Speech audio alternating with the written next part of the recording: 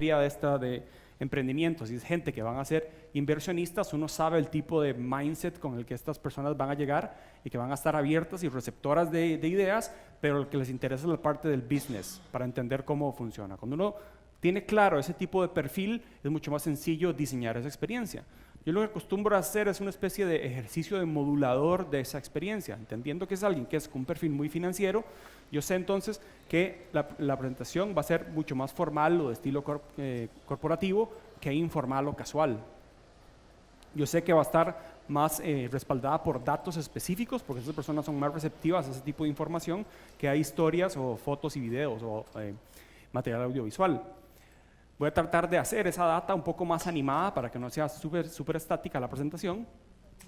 Y voy a tratar, y por supuesto sé que la mayoría de la presentación va a estar dirigida a través de mi discurso. No voy a utilizar recursos mucho de música o de audio para guiar la presentación, porque pueden tender a confundir a ese tipo de personas. Cuando uno entiende eso, entonces ya vamos a pasar a diseñar el contenido. El contenido ya lo diseñamos, hicimos el borrador del discurso, eso se puede hacer a mano, se puede hacer en Word, pero no en el software de presentaciones. Lo interesante de esto es que uno puede agarrar cada uno de estos párrafos que uno redactó del discurso y practicarlo leído, y eso te va a dar una idea del timing de la presentación, del tiempo que te va a tomar dar esa presentación. Esto es importante porque uno a veces tiene regulaciones de tiempo serias. En el caso de TEDx es 15 minutos o menos, papito, ya puede durarte 2 minutos si quieres, 3 minutos, pero no más de 15. Y la gente que presenta tiene un reloj en cuenta regresiva y la gente que presenta sabe que le queda tantos minutos disponibles para terminar y tiene que chocarle. En una feria de emprendimiento probablemente sea algo similar. La persona que va a llegar se va a acercar al stand y tú tienes la menor cantidad de posible porque hay gente haciendo fila y tienes que tratar de convencer a la mayor cantidad de gente posible en muy poco tiempo. Entonces eso te sirve para practicar. También cuando uno sabe que el primer párrafo, entendiéndolo como una idea, voy a utilizar una idea, extraer un párrafo de este discurso y voy a tratar de explicarlo en un solo slide. Una idea por slide. Eso es súper cliché en términos de diseño de presentaciones, pero es lo que se acostumbra, no más de una idea por slide. Redactar el discurso también me sirve en un Word, porque de este párrafo yo puedo extraer palabras clave que me van a servir o keywords para buscar visuales, para que me van a ayudar a representar y puedo seleccionar el mejor visual que me ayude a visualizar este primer párrafo del discurso o ese primer slide. Esa es la forma de ilustrar el discurso, pero hay que hacer el ejercicio de redactar el discurso primero. Ahora, como les decía, este es el primer año de la carrera de diseño, voy a tratar de cubrirlo todo completo, pero cada uno de estos elementos están involucrados en el diseño de una presentación, por lo menos de la clásica que involucra un software, ya sea Keynote, PowerPoint o Google Slides, cualquiera de estos. La temática es la misma, involucra cualquiera de estos elementos, vamos a verlos uno por uno. Con respecto al color, la mayoría de las empresas te van a dar los colores. Si uno trabaja para una corporación, uno sabe que hay una paleta de colores específica y oficial a la que tienes que apegarte, no es arbitrario. Si es para una feria de emprendimiento y la marca es de ustedes, por supuesto que ustedes tienen una marca y una paleta de color establecida.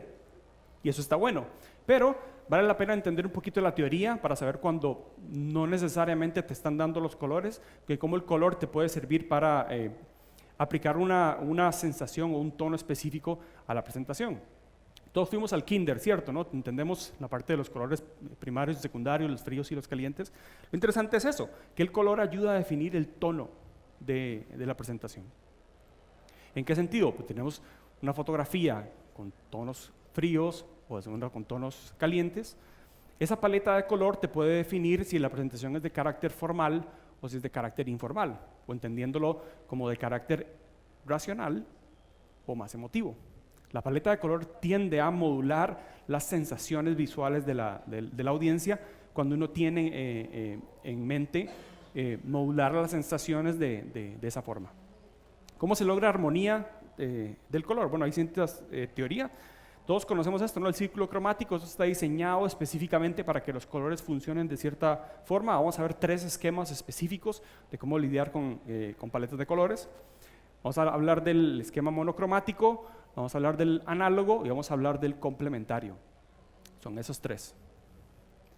Monocromático, el análogo y el complementario. Vamos a verlo uno a uno. Esto es rápido. La gente de diseño, o sea, perdón, estamos en el primer cuatrimestre todavía. El monocromático es sencillo, es utilizar variaciones del mismo color, distintas variaciones del mismo color. Uno selecciona un color del círculo cromático y utiliza variaciones de ese mismo color, entendiendo la versión más clara como blanco y la versión más oscura de ese mismo color, el negro. Y juego con eso. Entonces, cuando yo diseño un slide, utilizo un solo color, pero en diferentes versiones y genero contraste con esas diferentes variaciones del mismo color. Aquí está cómo se vería de otro color. El análogo son los colores que están a la par. Si dividiéramos el círculo cromático en 4, los colores que están en esos cuadrantes funcionan bien entre sí cuando se utilizan los que están unos a la par del otro. Entonces, cuando uno selecciona un color como este y selecciona otro color como este, ya tienes una paleta de color análoga. Y esos colores tienden a funcionar bien porque están relacionados el uno con el otro. Así se vería en este otro color. Y por último, tenemos el complementario. Aquí hay que tener un poquito de cuidado porque por definición la paleta de color complementaria es el opuesto, está en el extremo opuesto del círculo cromático. Y si uno no sabe cuidar o regular la utilización de estos colores en la versión más clara o más oscura, pueden ser combinaciones muy chillantes. Entonces hay que tener cuidado. Uno selecciona un color de este lado y selecciona un color de este otro. Como pueden ver, automáticamente hay contraste en esta paleta de color. Entonces hay que saber cómo lidiar con eso. Les recomiendo utilizar los colores más oscuros en el fondo, porque cuando uno utiliza colores más claros, así se ve con el color más oscuro, pero cuando uno utiliza el color de un forma más clara se vuelve más chillante, ¿ven? Entonces uno juega con el contraste para asegurarse de que la data o los datos no se pierdan por una mala combinación de colores. No es que la combinación esté mal, está mal aplicada a los valores de esos colores. No genera suficiente contraste como para que la gente pueda mantener el foco en elementos específicos. Se ve mucho mejor así. Hay una combinación extra, pero una forma de aplicar color extra que es la acromática, que es la ausencia de color, donde utilizo algo en imágenes en blanco y negro. Esto es buenísimo para la gente que no sabe nada de diseño, porque a veces lo que cuesta cuando uno utiliza muchas fotografías es que la mayoría de las fotografías tienen coloraciones distintas. Cuando uno pone todo en blanco y negro, es mucho más fácil que exista una cuestión homogénea alrededor de todas las fotografías que utiliza cuando todas son en blanco y negro. Yo acostumbro a hacer esto con cierta regularidad porque la mayoría de gente no espera encontrarse una presentación hecha en blanco y negro. Lo que hago es agregarle un color que sirva de acento, un acento de un color que contraste bastante. Esto tiende a verse bastante bien, se ve súper moderno, vamos, dependiendo de la temática, no va a aplicar para todos los casos, pero a veces funciona bastante bien. Y así se vería aplicado en un slide como un gráfico. Ahora, cuando uno entiende esto, de que es una escala de grises más un acento, uno entiende de que el negro por sí solo, eso es una escala monocromática. Es el negro en diferentes versiones. Cuando uno quiere empezar a practicar, pues empiezas a trabajar eso. Entendiendo que el negro es un color, uno puede sustituir el negro por otro color, como por azul, por ejemplo. Entonces ya deja de ser una escala, en su totalidad, deja de ser una escala monocromática y ahora es una escala complementaria. ¿Ven? Así es como uno empieza cada vez a dominar los esquemas de color. Cuando uno arranca desde lo más sencillo y lo más básico y vas agregando un componente y vas migrando poquito a poco. Y así es como se ve aplicado. Ahora, si no quieren joderse la vida y quieren dejar que un software defina una paleta de colores por ustedes, lo pueden hacer. Hay páginas específicas para eso. Esta de color.adobe.com, vos seleccionas un color del círculo cromático y le decís qué tipo de paleta querés y él te genera el resto de colores que necesitas. Hay otras versiones como esta que se llama Paleton, que hace exactamente lo mismo. Y este que es bastante divertido, que se llama colors.com, donde estos colores están siempre cambiando y uno con la barra espaciadora va seleccionando y va parando uno y te genera una paleta de color aleatoria, si se te antoja hacer algo aleatorio. Entonces, eso es color. Vamos con tipografía. Tipografía es una de las cuestiones más complejas que hay en diseño. Cuando yo entrevistaba a diseñadores para contratar en la agencia, yo me fijaba muy claro cómo las personas trabajan tipografía. Uno puede definir qué tan bueno es un diseñador por la forma en que trabaja tipografía, y los que son buenos tienden a ser muy buenos en eso. Con tipografía lo que hay que entender es que, al igual que el color, sirven a definir el tono y la intención de la presentación. ¿En qué sentido? El tono. Yo, por ejemplo, es el equivalente a la voz. Hay tipografías específicas, hay empresas que pagan para que les diseñen una tipografía específica que la van a utilizar en toda, al punto de que esa tipografía se vuelve reconocible para las marcas. Google es uno que hace eso. Uno ve una tipografía con una combinación de colores y uno, no importa lo que diga, uno asocia una tipografía con un uso específico del color con una marca en específico. No tiene que ser una marca legible, no tiene que estar en su propio idioma para que uno pueda asociarlo con un concepto, con una marca en específico. Una tipografía tiende a hacer eso, a volverse el equivalente de la voz de una marca. Como cuando uno lo llama por teléfono, ahora uno no necesita ver el número y decir quién es, como con solo la voz uno lo reconoce. Las tipografías tienden a hacer eso a nivel visual. Entonces eso es a nivel del tono. ¿Cómo sería a nivel de la intención? Bueno, es bien importante porque la intención no es todo, es lo que uno quiere decir, lo que uno pretende decir cuando dice algo. No es lo mismo que yo tengo esto por acá, dice muy pronto serás mía, con esta tipografía, con el mismo color, pero si yo cambio la tipografía, la intención cambia, rotundamente, ¿cierto? ¿Ya? Mismo color, mismas palabras, mismo todo, lo que cambió la tipografía, pero la intención cambia. Y esto es bien importante tenerlo en cuenta. Cuando uno sabe a quién le está preguntando, uno sabe qué tipo de tipografías puede utilizar.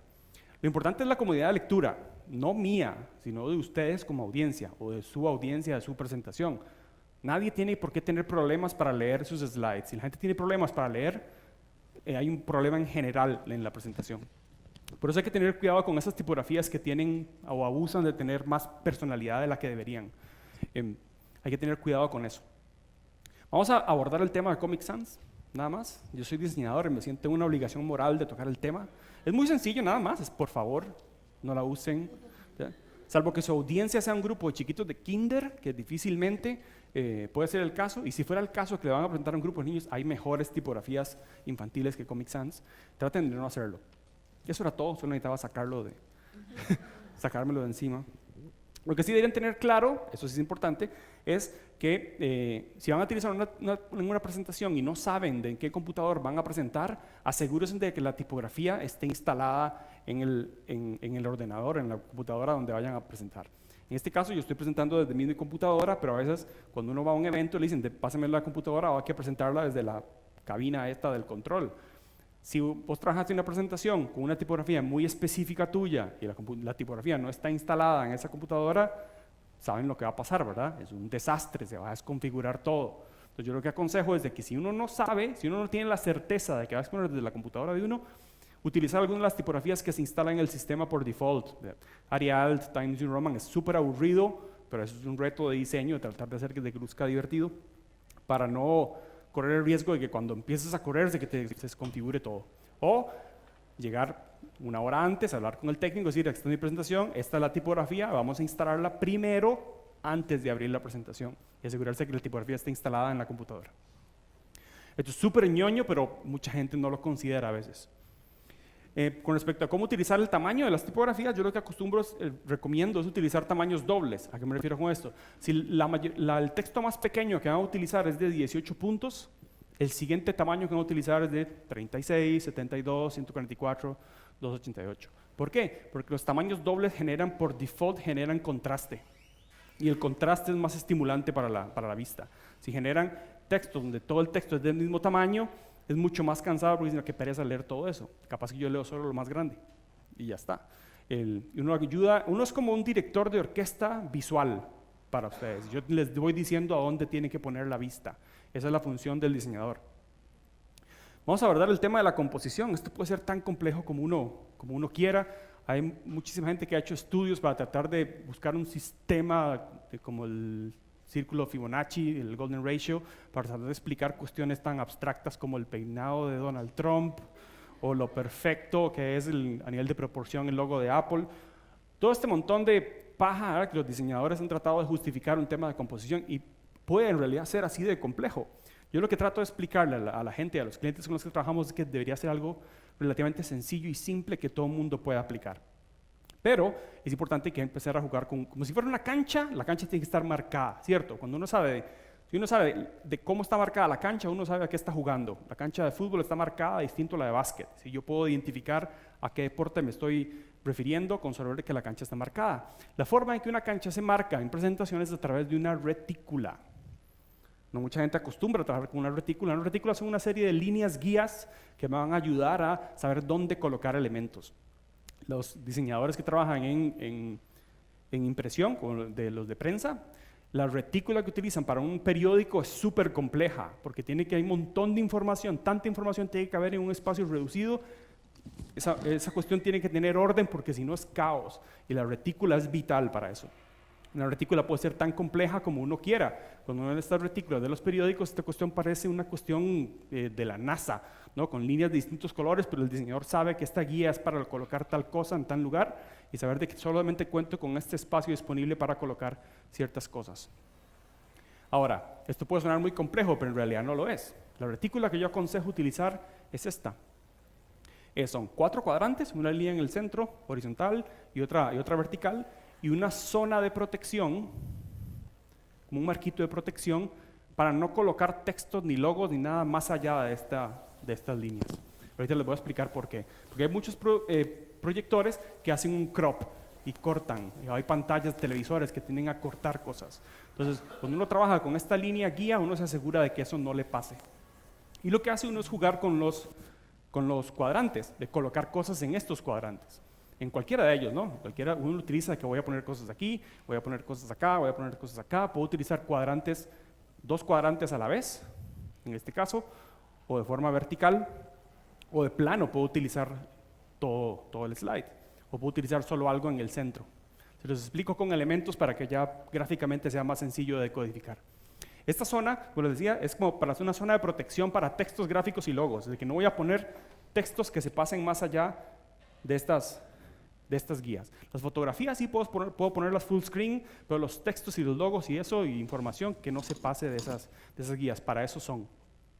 Entonces uno coloca los elementos que va a utilizar y ya empieza a jugar en dónde los coloco, en función de estos cuadrantes. Uno puede ponerlos acá, o puedo colocarlos acá. Ven que las líneas me van diciendo a dónde colocar las cosas, y se ven bien.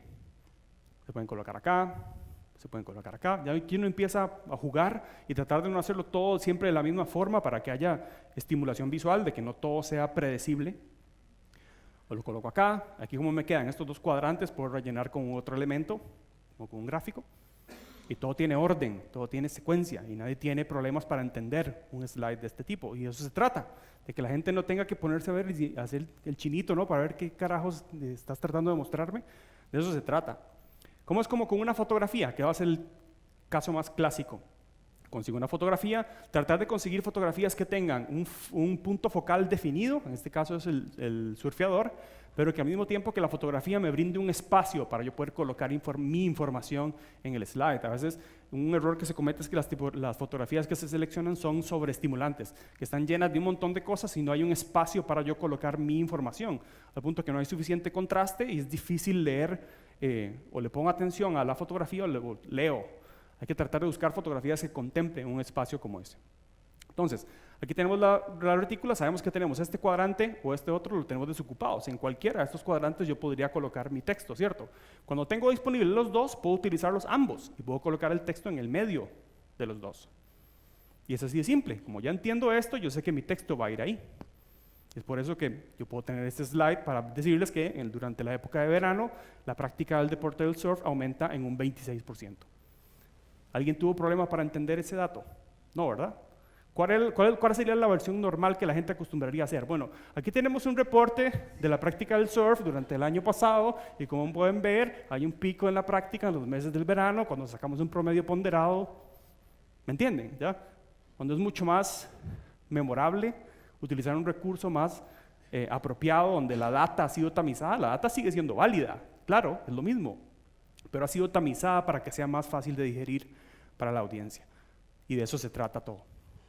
Ahora, vamos a hablar justamente de fotografías, porque fotografías es mi parte favorita porque yo creo que es el elemento por excelencia que no solamente es el más popular en las presentaciones, pero al mismo tiempo yo creo que es uno de los más poderosos.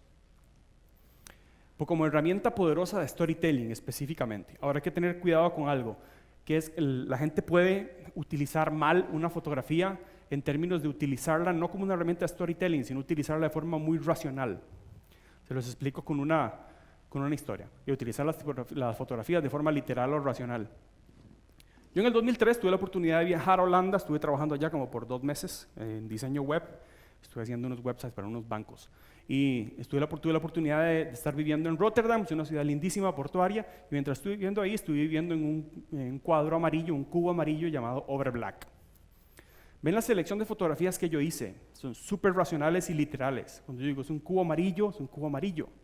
La diferencia es cuando uno selecciona o gasta tiempo, invierte tiempo en seleccionar fotografías para utilizarlas como una herramienta de storytelling. Ahora les vuelvo a contar la misma historia. Yo en el 2003 tuve la oportunidad de viajar a Rotterdam, es una ciudad portuaria lindísima. Mientras estuve ahí, estuve viviendo en un complejo habitacional, era un cubo amarillo llamado Overblack.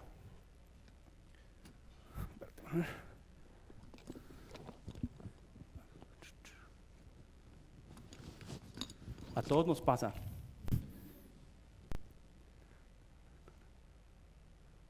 Vamos a ver.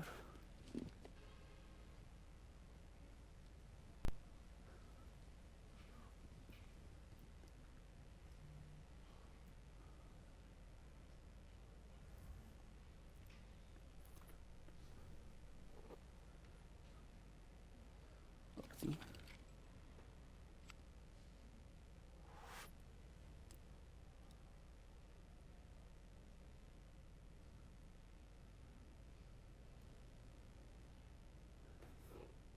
Ahora sí. Llamado Overblack. Ahora sí. Este compendio habitacional está construido encima de un puente. Este puente pasa de una autopista a una avenida, pasa debajo, y esa avenida se llama Black, por eso el puente y el compendio se llama Overblack. ¿Se notó la diferencia con la versión de las imágenes de forma racional a las imágenes de forma como storytelling?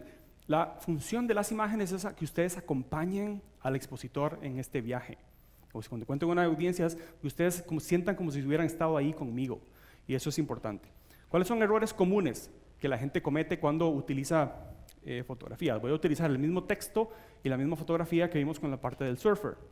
El primer error es cuando la gente llena de tiliches los slides o de texto y como me sobró un espacio, puse una foto. Es como me sobró ese espacio, voy a rellenarlo. Otro error común es que lo puse de forma random, poner una fotografía sin ningún tipo de intención, de forma aleatoria.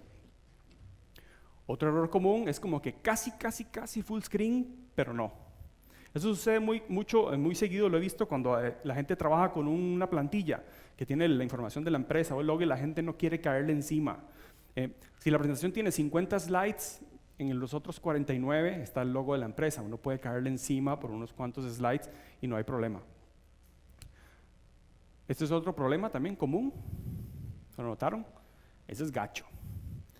Porque es como agarré la primera foto que me salió en el resultado de Google, la copié y la arrastré y la estiré. Eso es gacho, pero este es más gacho todavía. Esto pasa. Yo estaba en reuniones con presentaciones así. Pues está este otro, ¿no? Que la fotografía es lindísima, ¿no? Pero resulta que era horizontal y la estiré.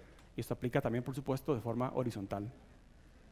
El siguiente también es gacho, y ya porque el software lo permite, no significa que sea bien utilizarlo. Es utilizar la fotografía como si fuese un patrón. Esto resulta sobreestimulante y la gente tiende a tener problemas para concentrarse en alguna de ellas en específico. Este es otro error. ¿Alguien me puede decir qué está mal con esta fotografía? Que no tiene un carajo que ver con surf. Es decir, no, pero me puse súper creativo porque puse la info en la tarjeta y agarré una paleta de colores y hace juego con la corbata.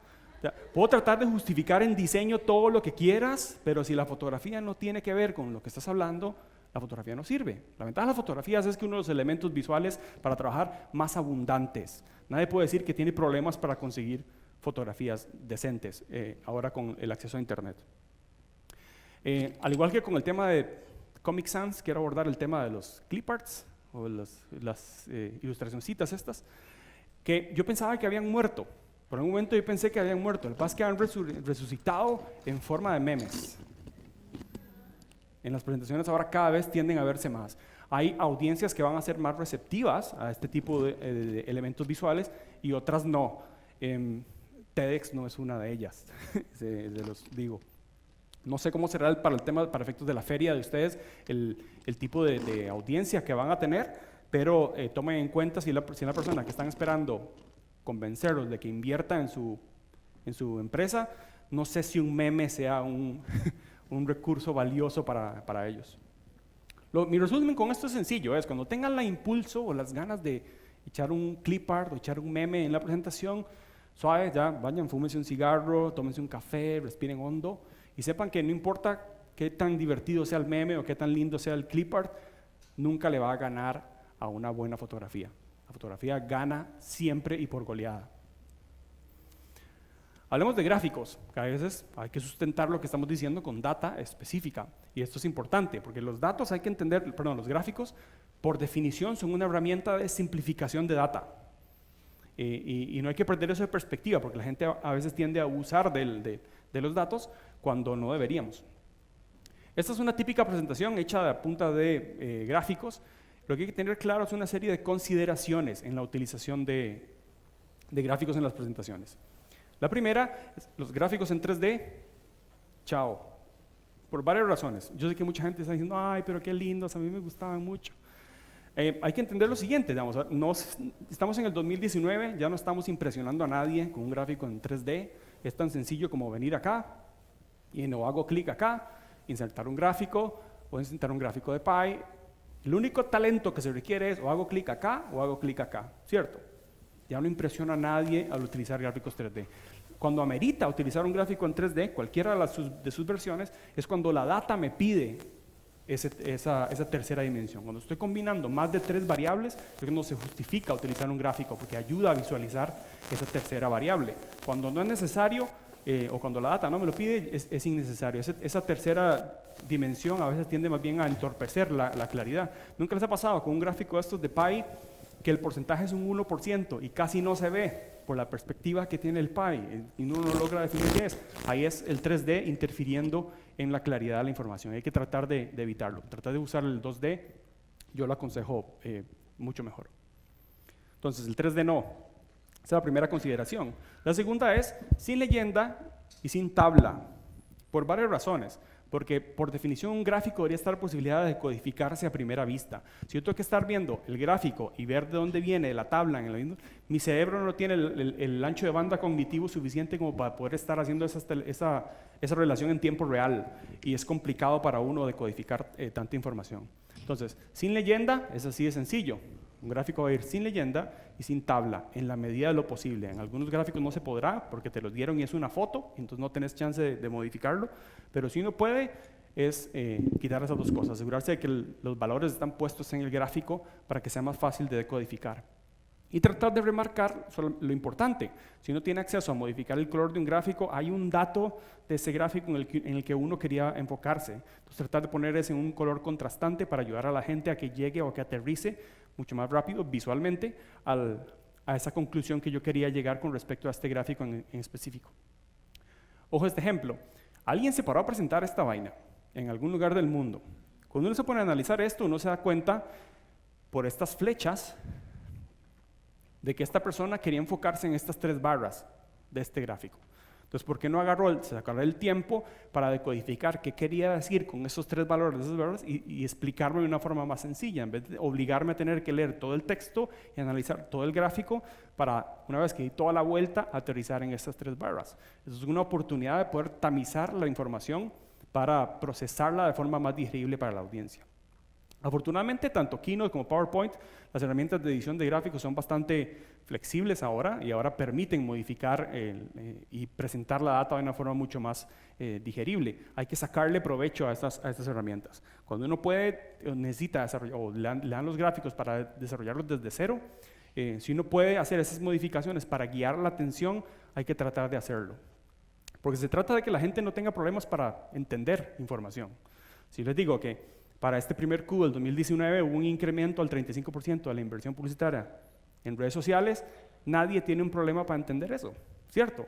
Porque yo estoy guiando la atención para que nadie se pierda en esa conclusión. Y de eso se trata. A veces hay presentaciones, la gente de medios, que trabaja en medios, en comunicación, acostumbra a utilizar muchísimos gráficos y es parte de la dinámica del trabajo. Y hay muchas presentaciones que están llenas de infográficos o de los dashboards. Y la información tiene que ir ahí porque es un resumen global de información.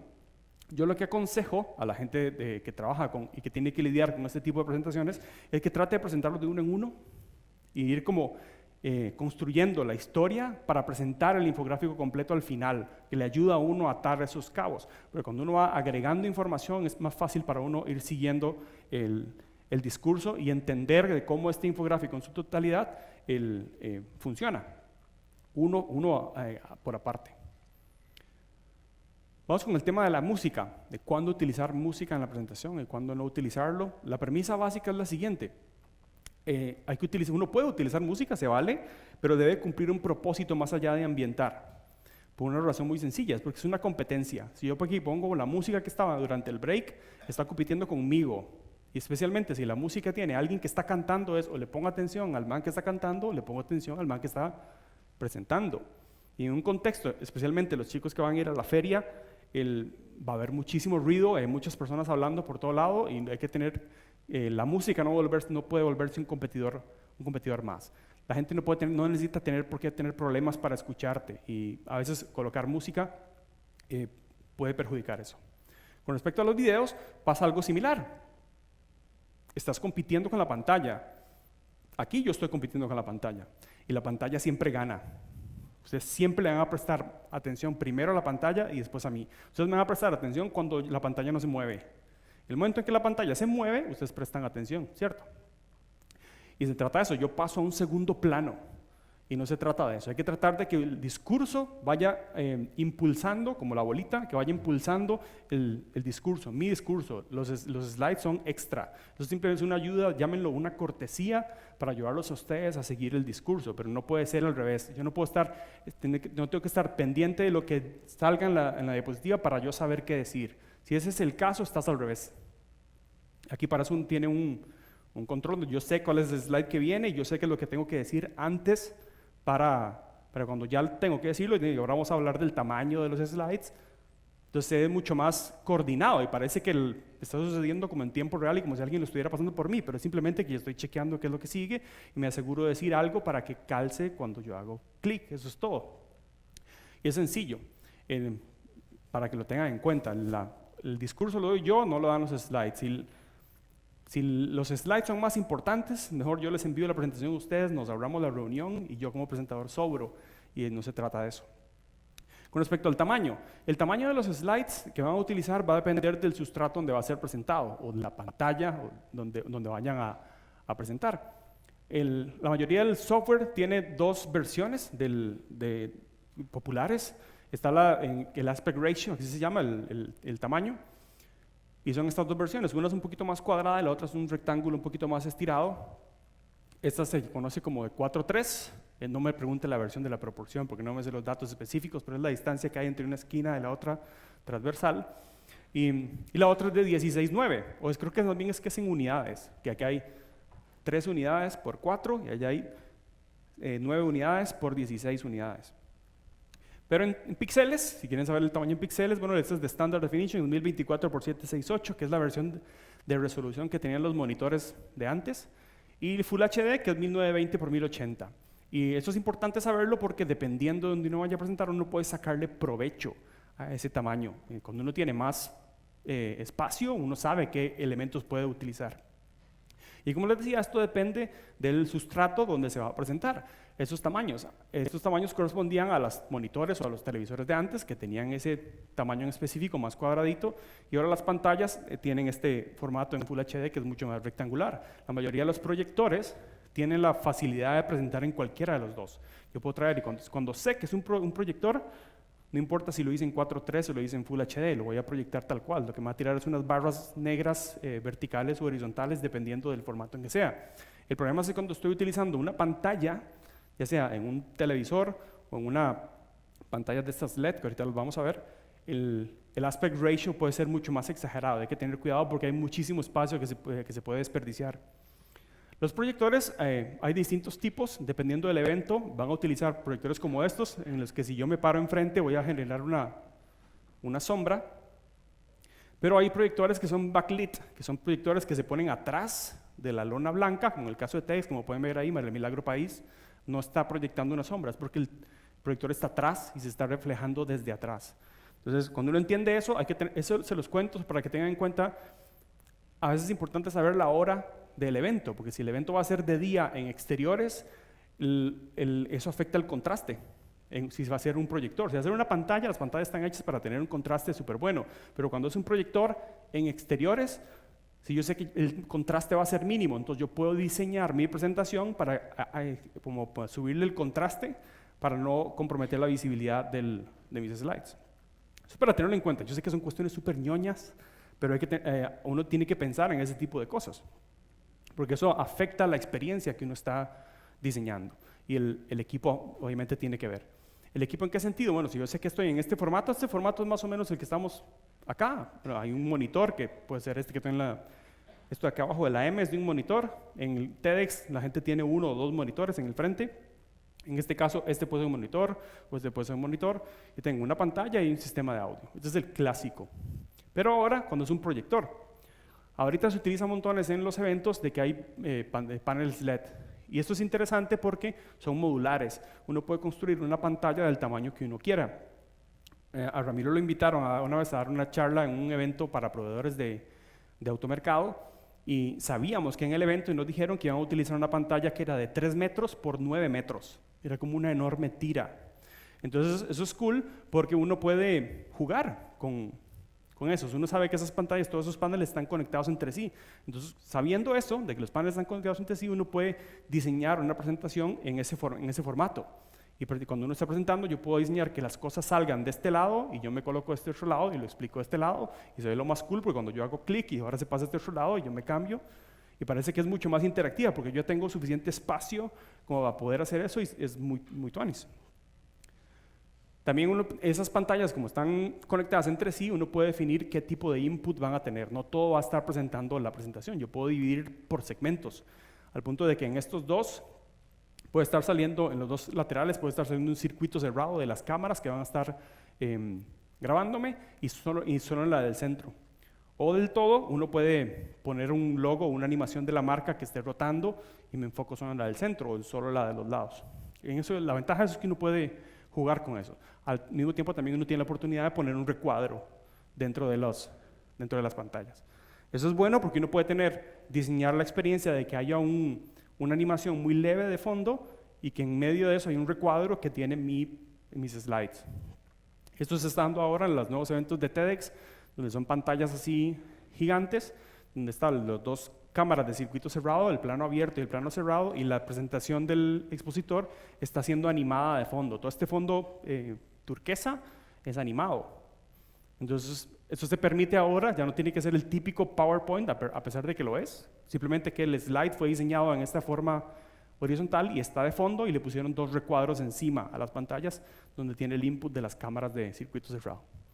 Esto puede ser súper técnico, pero es interesante porque una vez uno deja pasar la oportunidad de generar una presentación mucho más llamativa cuando uno tiene claro estas cuestiones técnicas y uno diseña en función de eso para sobresalir. Entonces, cuando saben que los invitan a un evento, uno trata de indagar cuál va a ser el setup para tratar de proponer algo que esté a la altura.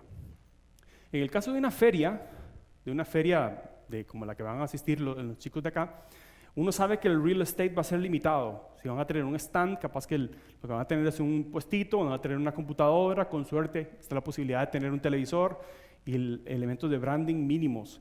Y también hay que tener en cuenta eso de que el público no es un público que va a estar cautivo poniendo atención, el público va a estar entrando y pasando y saliendo, y de repente a algunos se interesa y tengo que echarme la retahila de forma acelerada. Cuando uno sabe los recursos con los que cuenta, uno diseña la experiencia para que sea una presentación rápida y efectiva que puedo echarme en 2 minutos y tratar de sacar el máximo a los recursos que tengo. Cuando uno entiende los recursos que va a tener, uno puede diseñar la experiencia para que sea lo más efectiva posible para el objetivo que uno se propuso. Y eso, cuando uno entiende que en la feria es como un tumulto de gente, como que poner música de fondo es como pointless, ¿cierto? ¿No? Poner música de fondo. Hay gente también que tiende a escudarse mucho a explicar cosas con videos. Un video también es pointless en un contexto como este, porque si no logro oír lo que el video quiere decir, para nada lo puse. También hay gente que abusa de utilizar muchos videos para explicar cosas.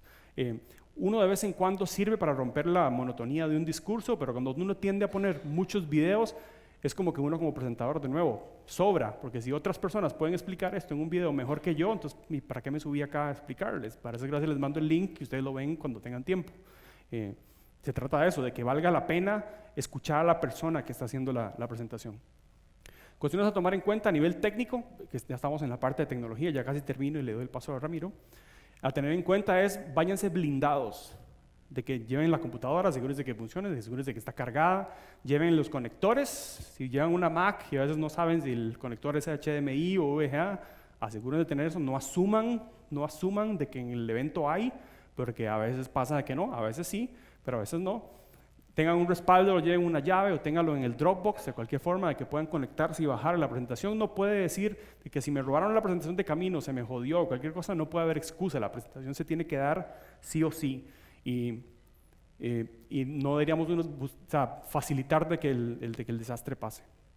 Con respecto a las tipografías, ya les dije, ya les lo expliqué antes, hay que tener cuidado de que si uno no la lleva para instalarla, asegurarse que sea una de las que funciona con el sistema operativo para asegurarnos de que no hay problemas. Y otra cuestión también, que también es súper técnica, es de que las versiones del software cambian cada cierto tiempo, cada 3 años más o menos.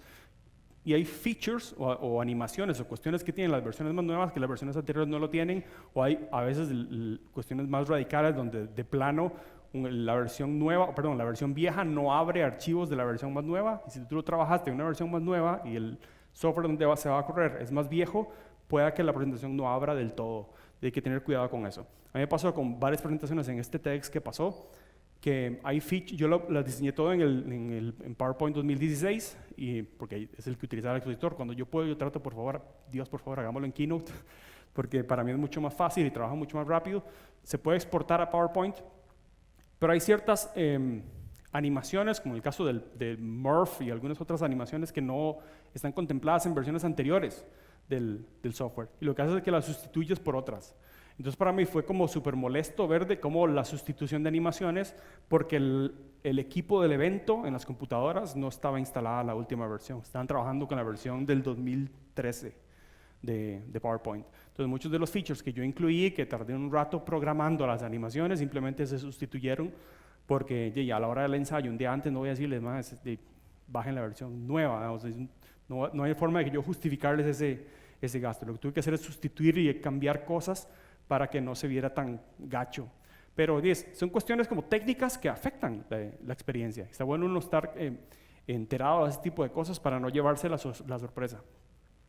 Y eso sería, como ven, ya avanzamos bastante. Ya me eché la retahíla de diseño y de tech. Ahora Ramiro va a cerrar con la parte de la puesta en escena, cuando ya planifiqué mi presentación, ya tengo un arco narrativo clarísimo, ya sé cómo buscar, ya hice mi borrador de discurso y ya diseñé los slides y tengo entendido cómo los voy a presentar y en dónde. Ahora cuando me paro a presentar, ¿qué carajos digo y cómo lo digo? Eso se lo explica Ramiro. Bien, ya en la parte final de la presentación, aquí hubo un par de preguntas que me hicieron al respecto. Voy a tratar de ir lo más rápido posible para llegar rápido a la sesión de preguntas y respuestas, que creo que es importante, y porque sé que ya hemos estado un buen rato aquí hablando. Para la oratoria, ¿qué es lo que hacemos nosotros? Bueno, nosotros hablamos de 3 momentos en una presentación. Aquí estamos hablando, ya planificaste, ya diseñaste, llegó el momento de pararse aquí al frente de todos ustedes y hablar. Entonces, lo primero es el backstage, ¿sí? Y el tip aquí es: no llegues a tiempo, llega con tiempo. Y esto debo decirlo, casi nos sale mal, o me sale mal a mí hoy. Yo vivo en Santa Ana, de Santa Ana para acá. En la tarde, tardé 2 horas. Y eso que salí con 2 horas porque dije, bueno, la idea era llegar media hora antes. Por dicha, Charlie es de esta zona y llegó bastante más temprano. ¿Por qué? Porque una de las cosas que necesitamos nosotros es entender el lugar donde vamos a presentar. Es importante familiarizarte con él. Nos preguntaba un caballero por allá el tema de la ansiedad. ¿Cómo manejas la ansiedad? Bueno, una forma es esa, es llegando y familiarizándote. Mira, este es el escenario, aquí va a estar la gente. Porque el setting puede ser este, no importa cuál sea. Te puede tocar presentar en un lugar así. Es muy importante conocerlo para manejar la ansiedad. Recuerden, no importa qué tan pro creas ser, la ansiedad siempre te puede echar una mala pasada. Siempre. Ahorita lo hablábamos con una persona, con Mirka, en el break, el tema del ensayo, de tener el cuidado de que no importa qué tan pro seas, improvisar no te funciona. Les voy a poner un ejemplo. Todos conocen a este señor, Michael Bay. Si no lo ubican, estoy seguro que ubican alguna de sus películas, aunque no les gusten. Es el director de este tipo de películas, Transformer. Lo que van a ver es un pequeño clip. No sé si funcionará el sonido ahorita, pero es él, lo invitan junto con Samsung a presentar, le deben de haber pagado una cantidad de plata ridícula, a presentar un tele nuevo de estos de pantalla curvilínea, etc., ¿no? Y vean lo que le pasa. Ladies and gentlemen, director and producer Michael Bay. Evento, mucha plata, Good afternoon. música dramática de How is entrada. everyone today? My job as a director is I get to dream for a living. Michael, you know, you're known for such unbelievable action. Ese se ve What que es uno de inspires los you? How do you come up with duros. these unbelievable ideas? I create visual worlds that are so beyond everyone's normal life experiences. And Hollywood is a place that creates a viewer escape. And what I try to do is, as a director, I try to... the type is all off, sorry, but I'll just wing this. Tell us what you think. Se le daña el We'll teleprompter. we'll wing it right now. I try to take people on an emotional ride, and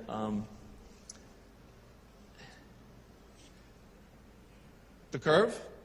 How does it? How do you think it's going to impact how viewers experience your movies? excuse me, I'm sorry. I'm sorry. Y se Ok. fue. Ladies and gentlemen, let's thank Michael Bay for joining us. Vean la cara de, esos son los $100,000 peor invertidos en la historia de la empresa. Fíjense que el tipo le tira un par de salvavidas, le dice, háblame de la curva, decía algo, por Cristo. El hombre se paraliza, lo que le ocurrió fue, se le dañó el teleprompter, para los que no sepan lo que es, el teleprompter es esta pantallita donde va saliendo el texto. Se dañó, porque esas cosas pasan, la tecnología echa vaina a veces, y el hombre se congeló. Entonces, llegar antes puede permitirte invertir tiempo valioso controlando la ansiedad porque te permite, entre otras cosas, hacer todo este tema de check de la tecnología. Vean que este señor es Michael Bay. Yo creo que este tipo ha tenido experiencias de estrés mucho más heavy que presentarle frente a ¿cuántas? 300 personas. Maneja presupuestos de cientos de millones de dólares y deadlines horribles. Y sin embargo, esta cosa lo sacó de sus casillas. Otro tip para el tema de controlar la ansiedad es mantener tu mente en el presente.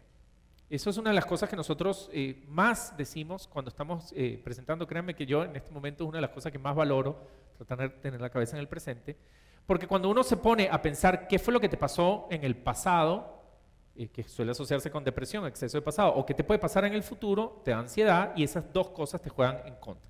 Entonces, ejemplos de esos, de cosas que te pueden ayudar a mantenerte en el presente cuando estás llegando, ¿sí? Si estás muy ansioso, si sentís las mariposas en el estómago, es por ejemplo hacer trabalenguas, o hacer acertijos, o cuentas de algún tipo. Cualquier cosa que ocupe tu ancho de banda mental te va a tranquilizar en el momento. Si estás muy ansioso, ponete a hacer algún sudoku, bájate una app que tenga algún tipo de dificultad cognitiva.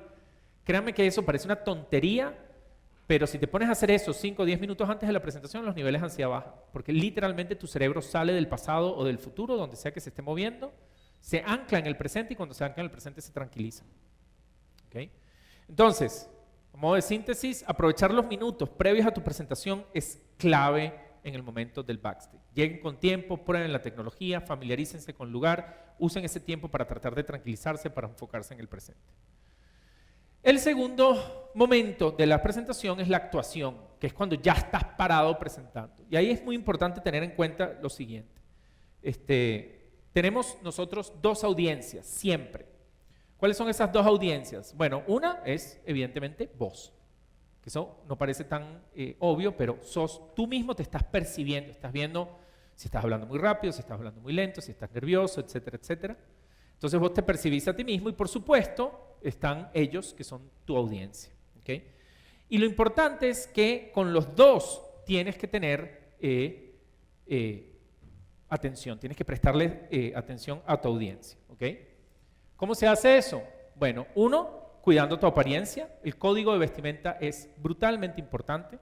Nosotros usamos esta regla en Unboxing, en nuestros talleres. Le explicamos a los caballeros cuál es la regla del dress code. Va desde white tie, black tie optional, semi-formal or business, business casual, casual y ultra casual y sloppy. Adivinen cómo no hay que ir vestido a una presentación. Obviamente ninguno de los dos extremos. Hay casos en donde la gente va en el extremo, lo que nosotros decimos es mantente en el safe zone. Y aquí el consejo más importante es trata de siempre estar en el lado más formal del safe zone, porque siempre si estás muy formal, pasarte a ser informal es más fácil. Las damas pueden preguntar, ¿y nosotras? Bueno, es similar, aquí está más o menos. Nosotros no somos expertos en moda ninguno de los dos, así que cualquier dama que quiera sugerir cambios o ajustes sobre este slide serán bienvenidos, pero también hay un safe zone, ¿verdad? No es red carpet ni sloppy, es de semi-formal a casual pasando por ahí. En el caso de las mujeres sí es muy importante evitar cosas que sean muy llamativas. Esto parece un chiste, pero no es un chiste. Temas como escotes o joyería muy brillante, etcétera, distrae. Y acuérdense que el trabajo de todo buen presentador es lograr mantener la atención de la audiencia. Y como les decía, es muy importante que cuando tengas dudas, si no te dicen cuál es el dress code, decís, bueno, me voy a tirar hacia la izquierda del safe zone, porque siempre es mejor estar sobrevestido que mal vestido. ¿Por qué? Porque si yo vengo así, de aquí para acá puedo hacerlo, me quito el saco, me quito la corbata, me remango las mangas y todo bien. Pero al revés, no puedo. O sea, si yo ya vine mal vestido, salado. A mí me ha pasado eso, en una ocasión en INCAE, que me invitó la secretaria del rector como empleado, yo era antes gerente de marketing de educación ejecutiva, entonces me llevaron, me dijeron, como egresado de INCAE, vení a darle una charla a los MBAs. Y yo dije, pura vida, sí. Y pensé que era una cosa así como interna, así como in-house. Y llegué yo vestido de oficina, pantalones khaki, etc. Y cuando veo todo el mundo en corbata, incluido el rector, los estudiantes los hacen venir en traje porque es como un día especial. Y bueno, imagínense cómo se siente uno de mal. Yo ahí saqué mi vieja carta, es que yo trabajé en publicidad, entonces no me sé vestir bien, etc. Y por ahí medio me salvé, ¿no? Eso es con tu audiencia, ¿sí? Ese es el tema de cómo manejar el tema del cuidado hacia tu audiencia. Ahora, cuando te percibes a ti mismo, ¿qué es lo importante? Mantener posturas que te den confianza. Esto le llaman power poses, ¿sí? Aquí hay un ejemplo de una persona que nosotros asesoramos, que es Ernesto Moreno, el CEO de Juxta Energy. Vean la posición que tiene. Cuando él presentó, es un tipo que presenta y que transmite confianza. Esa confianza no es importante solo transmitirla a la audiencia, sino a él mismo le da esa sensación de confianza. Y es importante tenerlo. Eviten cosas que les den feedback de que están nerviosos. Por ejemplo, si van a tener notas, no tengan notas en un papel en blanco, ¿sí? Porque ¿qué pasa cuando entran con un papel en blanco y se paran frente? Que las manos a la gente les tiemblan casi siempre. Cuando estás presentando estás un poquito más nervioso, te tiemblan más. ¿Y qué pasa cuando tienes un papel? Se hace visible para tu audiencia que te está temblando la mano. Y se hace visible para vos, que es lo grave. Entonces, cuando venís a ver, tienes el papel en la mano y ves que la cosa parece un abanico y decís, oh Dios mío, me estoy muriendo de nervios. Y cuando empiezas a pensar eso, te asustas más, entras en una especie de círculo terrible. No hagan eso, ¿ok? Tengan ahorita la tecnología, aquí nosotros podemos ver la lámina que tengo y la que viene, hagan ese tipo de cosas, y si no, si necesitan tener las manos ocupadas, usen un micrófono de mano, etcétera, pero traten de hacer cosas que les transmiten a ustedes seguridad, ¿ok? El cerebro decodifica emociones a través de las posiciones de nuestro cuerpo, es una cosa que se llama biofeedback, muy, muy importante. Y el tercer momento de la presentación es la despedida, donde tenemos el cuarto consejo, que es cierra tu presentación con fuerza. Aquí esto es brutal, porque es el momento en el desenlace. ¿Se acuerdan el arco narrativo del que hablábamos? Tienes que cerrar con poder. Aquí les voy a mostrar un ejemplo, viene subtitulado esto que les voy a mostrar. Este señor que está aquí es uno de nuestros presentadores favoritos. Carlos y yo hemos sido fanáticos de Sir Ken Robinson desde el año 2008 que empezamos a trabajar juntos. ¿Quiénes conocen a Sir Ken Robinson? ¿Han visto sus charlas en TED? Los que no los hayan visto, you're in for a treat, ¿verdad? Vayan y véanlo porque el tipo es brillante. Además es brillante porque no usa láminas. Él se para, es un paciente, él tuvo polio, entonces camina con dificultad, se para en el escenario y habla. Y es increíblemente brillante. Además es británico y tiene un sentido del humor muy inglés, muy divertido. Aquí está dando una conferencia sobre el tema de la educación, sobre el valor de la educación y sobre todo sobre la importancia que tiene las reformas en la educación de cara a los niños que estamos preparando para el mundo que no sabemos cómo va a ser. Su audiencia es una charla de TED, son personas en Estados Unidos, él es británico. Entonces vean cómo cierra la presentación, nada más, vean esta cosa majestuosa. I wanted to read you a quick, very short poem from W.B. Yeats, who some of you may know. He wrote this to his love, Maud Gonne, and he was bewailing the fact that he couldn't really give her what he thought she wanted from him. And he says, I've got something else, but it may not be for you. He says this, had I the heavens embroidered cloths, enwrought with gold and silver light, of blue and the dim and the dark cloths, of night and light and the half-light, I would spread the cloths under your feet. But I, being poor, have only my dreams. I have spread my dreams under your feet. Tread softly, because you tread on my dreams. And every day, everywhere, our children spread their dreams beneath our feet. And we should tread softly. Thank you.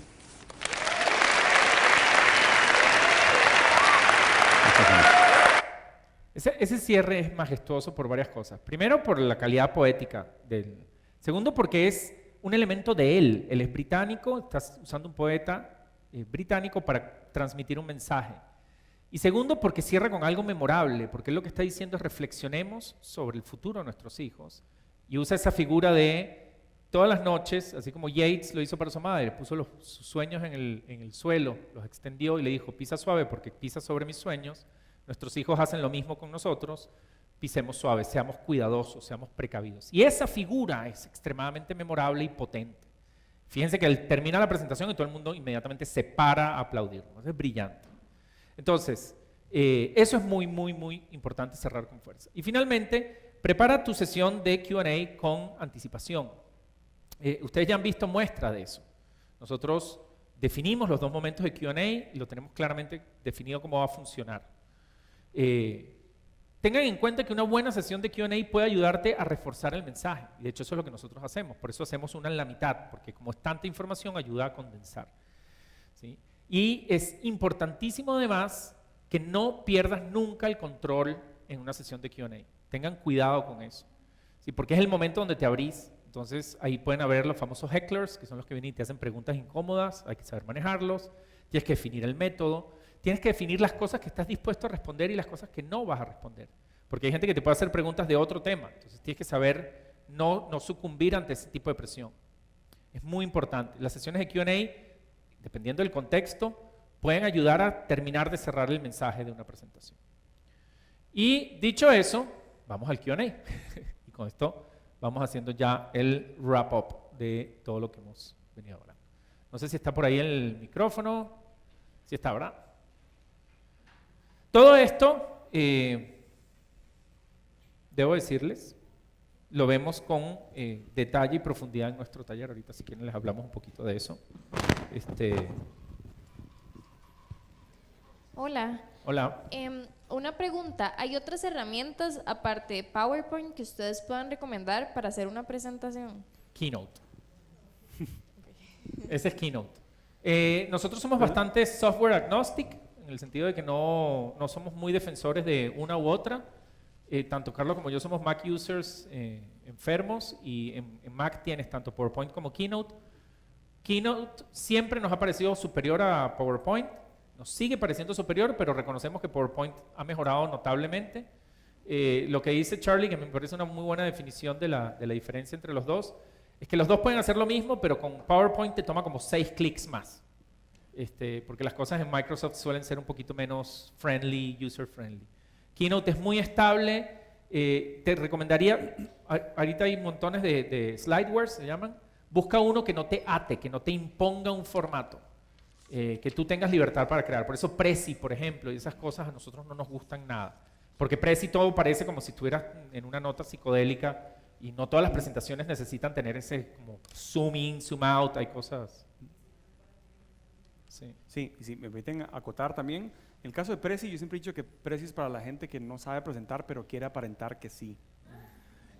Porque se escudan detrás de las animaciones y a veces es complicado, especialmente cuando hay data y hay gráficos, es muy complejo lidiar con Prezi, con ese tipo de cosas. Sí. Y como es web-based, depende a veces mucho, la fluidez depende del ancho de banda y puede ser muy jodido. Sin embargo, es importante que es como la herramienta es indiferente del contexto. A veces uno necesita una herramienta en específica, depende de lo que uno quiera explicar. Hay herramientas donde uno puede hacer como encuestas en vivo. Hay una que se llama el Mentimeter y está Settings, que es otro, que son plataformas que son web-based, pero que le permiten a la gente, a ustedes como audiencia, hacer una encuesta en tiempo real. Yo les comparto en la pantalla un link y la gente se mete y escanea un código QR y toda la gente tiene acceso a la información, a la presentación en vivo. Y yo puedo ir viendo los resultados en un gráfico en tiempo real conforme la gente va votando. Pero es porque esa tecnología o esa herramienta o ese software es que yo lo necesitaba para esta cuestión en específico en la presentación, porque el contenido de que yo voy a incluir una encuesta en tiempo real en mi presentación, eso ya estaba contemplado y planeado desde el inicio. Simplemente utilizo la herramienta que mejor me sirva para decir lo que necesito decir. ¿Cuántas láminas creen que tiene esta presentación que vieron hoy? ¿Quién da más? Esta que están viendo aquí es la filmina número 338. Sí, la presentación pesa 1,5 GB, por eso. Si nosotros hubiésemos arrancado aquí a decirles, bueno, traemos 350 láminas para ustedes, muchachos, ustedes salen despavoridos de aquí, dicen. Ajá, ¿qué? Se dieron, ninguno de ustedes, fíjense que dijeron 80. ¿Ves lo importante es tener un software para seguir con tu pregunta flexible? Porque entonces ustedes no perciben eso, lo ven como un documento fluido, no lo sintieron, no, jamás. Si yo no les cuento, jamás dicen, me acabo de tirar 300. Y nosotros tenemos presentaciones de 700 filminas. Podemos tener. Por ahí habían más manos levantadas. ¿Cómo hacen para no perder el foco, por ejemplo, cuando la gente se sale de la presentación? O sea, porque me ha pasado muchas veces que gente que se sale de la presentación, el presentador como hace como un momento de silencio y después sigue hablando. Yo me imagino que porque se pone nervioso o algo. ¿Cómo uno hace para lidiar eso? Bueno, eso te ayuda la experiencia, te ayuda mucho la experiencia, que no te descoloque. Okay. Depende, si veo que la gente sale en turbas, entonces un poco la pregunta que me hicieron antes. Si salen todos, ahí sí hay un problema. Ahí sí hay un problema. Trato de que no nos afecte por un tema de experiencia. El silencio es una herramienta para llamar la atención. Cuando tú te quedas callado, la gente reenfoca. Okay. Entonces, los presentadores expertos pueden usar el silencio para volver a canalizar la atención de vuelta a él. Con lo que yo venía hablando, de repente hago así. Se puede también romper el hielo cuando uno con la audiencia, porque también a veces que la audiencia está como un poco... Sí, puede ser un chiste, que está alguien que se para así, pero disculpe, es que no he terminado. Disculpe, lo llamo a la esposa. Tranquilo. Yo uso siempre el chiste de... en medio para... Si ves que hay un problema, que todo el mundo se está saliendo, es que a lo mejor tienes mucho tiempo, entonces vos mismo decís, hey, hacemos un break. Yo siempre he hecho el chiste de break biológico, que necesite ir a orinar o algo, y a lo mejor te dicen, sí, mira, la verdad, necesitamos un break. Nos pasa en clase, cuando yo he dado clases, en INCAE, cuando estoy dando clases, a veces yo hablo muchísimo, no te das cuenta, te extendiste y empiezas a ver la gente desconectándose, y algunos saliéndose, pues están orinando. Tienes que salir, ¿verdad? Y entonces ahí uno cae en cuenta y lo maneja. Yo lo haría así. Trata de no pelear, ese sería el consejo, ¿no? ¿De dónde va usted? Ese tipo de cosas no funcionan. Hola. Por acá. Por acá. Por allá. Bueno, primero que todo, buenas noches y muchas gracias por la presentación. Bueno, ubiquémonos en que estamos en un evento de networking, por ejemplo. No tenemos material de apoyo y tenemos segundos para generar el establecimiento, conflicto y solución. Sí. ¿Qué tips o qué harían ustedes en estos casos que pues tienen que presentar tu idea, tu negocio, etcétera? Sin respaldo visual de ningún tipo. Así tipo stand-up comedy. Y ahí, pues sí, digamos que vas de invitado al evento de networking, de business, etcétera, y pues conociste a una persona, querés presentarle tu idea, tu negocio, etcétera. Sí. Pues ¿qué tips dan como para esta clase de presentaciones? Yo creo que lo clave ahí es la preparación. Porque ahí la parte que Charlie dio no te sirve de nada de diseño, obviamente. Entonces ahí es clave que tengas muy bien condensado cuáles son tus 3 grandes bullets. O sea, cómo sintetizas todo el setup en una oración, todo el conflicto en una y toda la solución en otra. Así, rápido. Decirle, mira, yo soy de esta persona, ¿conoces esta industria? Vieras que esta es una industria muy interesante, está creciendo, eso es setup. Y después puedes decir, bueno, en esta industria hemos identificado una oportunidad buenísima, porque no hay nadie que haya hecho tal cosa, y fíjate que nosotros justamente estamos trabajando y tengo un prototipo, te gustaría verlo. Y haces el arco. Pero tenerlo ensayado siempre, setealo, ayuda a que la gente entienda, no des nada por sentado. Lo bueno de este tipo de cosas es, en el momento en que tú das por descontado que él sabe lo que estás hablando, lo puedes perder. No te la juegues, contásela aunque sea resumida. Hola, yo vengo de esta industria, esto es lo que está pasando, esta es una enorme oportunidad que hemos identificado, que creo que nadie ha visto por esto, y nosotros la vamos a capitalizar con esto. Ese es el arco. Tenerlo ensayado en 3 tweets, anotátelo en un papelito, en un celular, en la mano, y ensayalo. Ese sería el tip. Gracias. Por acá. Bueno, hola. Hola. Muy linda la charla. gracias. Yo quería ver lo de las preguntas, digamos. Sí. Yo entiendo que, obviamente uno, para ustedes estar al frente, tienen que saber de lo que están hablando y demás, pero como vos ahora dijiste, hay veces que la gente como que pregunta cosas que nada que ver, Sí. o hay cosas que obviamente tal vez no sabes. Entonces, ¿cómo orientar para que esa pregunta no te intimide? Sí. Y no te haga sentir como cuando uno está en el colegio que no sabe qué hacer y Trágame simplemente tierra. como Evitar el se queda trágame así tierra. y es como no Mira, en el workshop tenemos un ejemplo muy bueno de Steve Jobs, que era un célebre chichón, o sea, él perdía la calma muy rápidamente, haciendo una respuesta magistral a un heckler, a un tipo que lo está tratando de fastidiar. Ahí los tips son 2. 1, si es una pregunta que no sabes, se vale no saber. Inclusive siendo experto. Entonces no hay nada de malo que tú le digas, mira, esa pregunta no te la puedo responder ahorita. Pero si quieres, terminamos la sesión y nos juntamos tú y yo y me cuentas un poquito mejor qué es lo que quieres para ver si yo te la puedo responder, y si no, te prometo que me das tu correo o algo y yo te devuelvo la información. Esa puede ser una.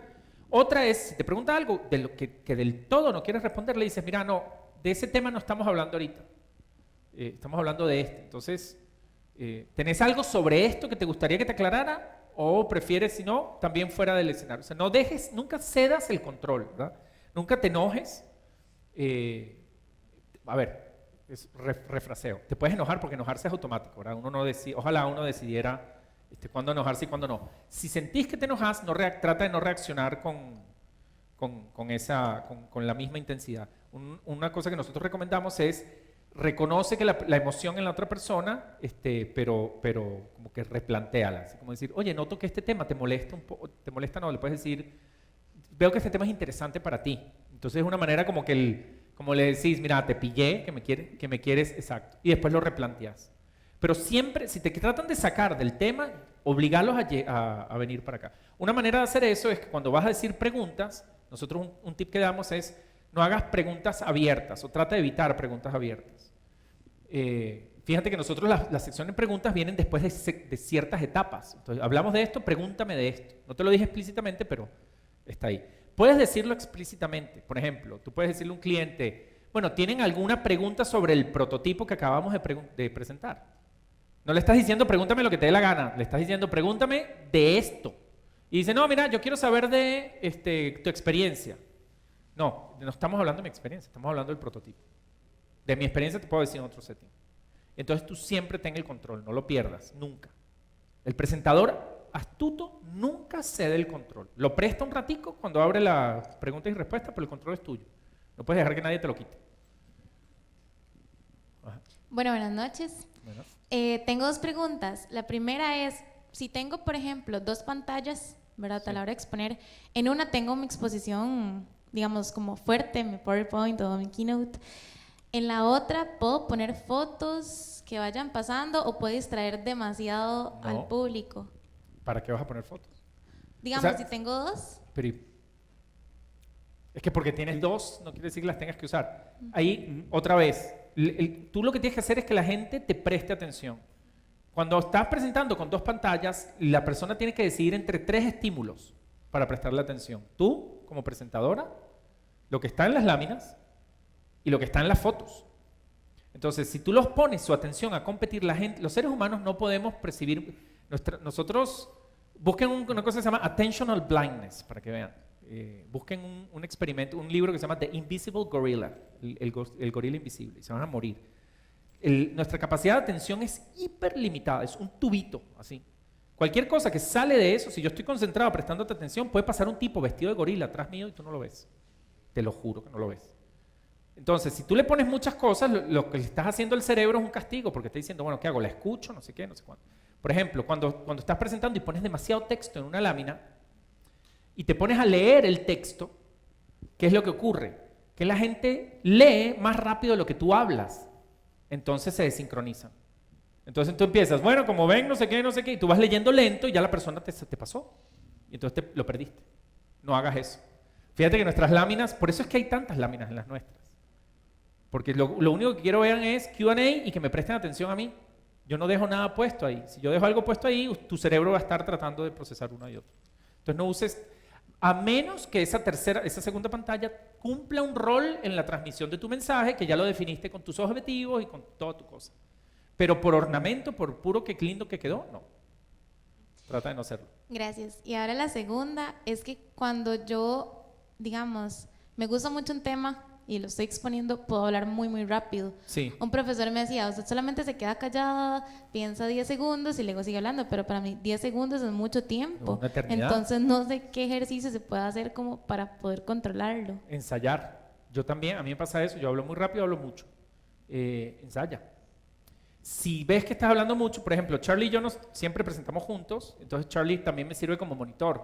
No sé si ustedes se dan cuenta que yo siempre estoy viendo lo que tengo aquí, que es lo que tengo que presentar, pero lo estoy viendo a Charlie.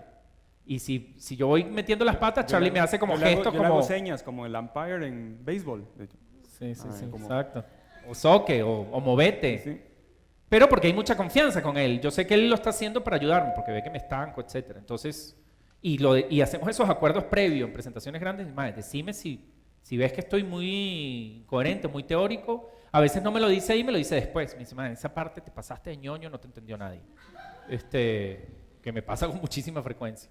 Y nos vamos retroalimentando. Pero ensaya. Nunca llegas a una presentación sin haberla ensayado. Porque no, se lo decíamos a Mirka, ¿verdad?